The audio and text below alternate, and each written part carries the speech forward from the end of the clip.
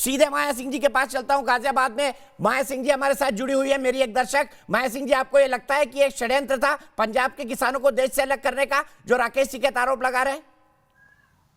देखिए दीपक जी, जिस तरह के राकेश ये टिकैत साहब के आरोप लगा रहे हैं, अगर यही आरोप इन पे उल्टे लगाए जाएं तो इन पे भी यही कहा जा सकता है कि देश के अंदर दंगा भड़काने का और देश के अंदर शांति भंग करने का इनका प्रयास था। आरोप लगाना बहुत आसान कार्य होता है देश के अंदर, जबान के अंदर। और मैं समझती हूँ कि कल जो हम 26 जनवरी, पूरा देश इतनी आशा भरी नजरों से 26 जनवरी का, देश का, दिल्ली की राजधानी का इंतजार करता है, लेकिन उसके बाद जो हुआ वो एक भयानक सपने की तरह था। और इस सपने को शायद ही हम लोग आगे कई दशकों तक भूल पाए कि जिस तरह से कल हमने टीवी चैनलों पे देखा, और जिस तरह से अब ये उस कृत्य के, कुकृत्य बोलेंगे, कृत्य नहीं, कुकृत्य की माफी मांग रहे हैं जितने भी नेता मांग रहे हैं। तो अगर ये कह रहे हैं कि हमारे किसान आंदोलन को बदनाम करने की साजिश थी, तो जब आपको पता था तो आपको आमंत्रण किसने दिया था ट्रैक्टर मार्च निकालने का? और हम देश के वासी, जो राजधानी को हम लोग इतने अच्छे से देखते हैं, हम दिल्ली एनसीआर में रहते हैं, आप एकदम हजारों ट्रैक्टरों का बोझ और लाखों लोग एकदम दिल्ली के ऊपर थोप देते हैं जबरन।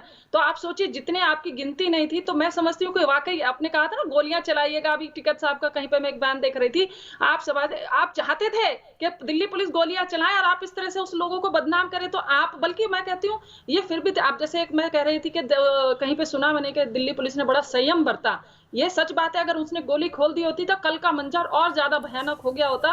ठीक है माया जी, आपने यही रुकना होगा। मैं सीधे आप ही की बात को नरेश टिकैत जी के पास ले जाता हूँ। माया जी को बनाए रखिए फ्रेम में। नरेश टिकैत जी, ये आम जनता की आवाज है, सुन रहे हैं आप? सुन रहे जी। माया जी भी हमारे मत ही है, ऐसी बात नहीं, हमारी बहन जी है, कोई बात नहीं, उनका अच्छी बात है। पर इन्हें थोड़ा सा ग्रामीण क्षेत्र को भी देखना चाहिए, किसान किस तरह से परेशान है। हमें कोई शौक नहीं है यहाँ से दिल्ली में आने का। ठीक है, कल गलत हुआ, बहुत गलत हुआ। एक तो बताओ, एक आदमी खंबे पे चढ़ गया, समर्थन कर रहे हैं, दिल्ली एनसीआर के लोग 2 महीने से आप लोग को सपोर्ट कर रहे हैं, हम लोग भी उनमें से एक हैं। लेकिन जो कल का कृत्य है उसमें कोई समर्थन नहीं कर रहा। आप इस वाले एक कृत्य से आपकी जो सरकार के साथ नेगोशिएशन चल रही थी वो फुटबैक पे है। अब हम किस मुंह से आप लोग को सपोर्ट करेंगे? हम लोग भी ग्रामीण परिवेश से हैं और हम पिछले 2 महीने से आप लोग जो जितने बॉर्डर सील करके बैठे हैं, जो दिल्ली एनसीआर में हजारों लाखों लोग अप एंड डाउन करते हैं, वो झेल रहे हैं। आप ये सोचिए कि आपने 2 महीने का गुस्सा कल देश की राजधानी के लोगों पर जिस तरह से निकाला है, वो बिल्कुल भूलने लायक नहीं है। टिकैत साहब, आप ये मत बोलिए कि हम भी, आप हमारे भाई हैं, लेकिन कल जिस तरह से हुआ, आप उसको, आप निंदा करके, आप उसकी माफी मांग के आप अपने अपराध बोध से मुक्त नहीं हो सकते हैं। टिकैत साहब, सुन लेते हैं नरेश जी की बात, सुन लेते हैं। नरेश जी, माफी शब्द हमारे शब्द कोश में नहीं जी।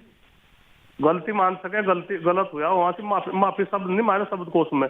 ये आपकी गलत बात है। माफी शब्द नहीं, माफी बहुत बड़ा शब्द है। देहातों में जिसकी इज्जत नहीं, आपने नहीं मांगी। योगेंद्र यादव जी ने किसी चैनल पे, मैंने उनको सुना, यादव जी ने माफी मांगी। अगर इसका मतलब आप माफी मांग रहे हैं तो आपको ये एहसास है कि आपने गलती करी है।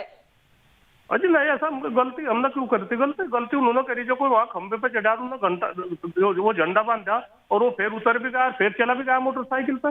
किसका आदमी था वो? ठीक है, सीधे चलते हैं। माया जी, यही रुकना होगा, मेरे पास वक्त कम है, मेरे पास बड़े गेस्ट बैठे हुए हैं। आप जुड़ी, आपका बहुत बहुत शुक्रिया।